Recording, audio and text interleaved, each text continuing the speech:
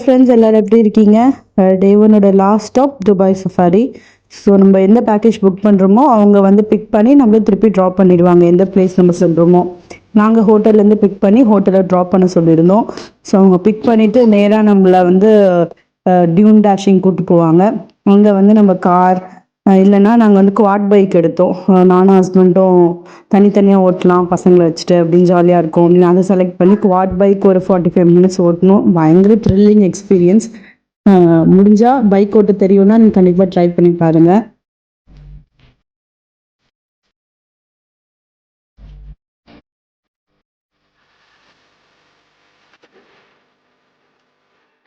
Next நம்மளை வந்து big பண்ணிவிட்டு அவங்க டெசர்ட் சஃபாரிக்கு அவங்க காரில் கூட்டிகிட்டு போய் அந்த சாண்டில் போகிற அந்த டெசர்ட் சஃபாரி முடிச்சதுக்கப்புறம் கேம்பில் விடுறாங்க. கேம்பில் வந்து நமக்கு நிறைய ஷோஸ் இருக்குது.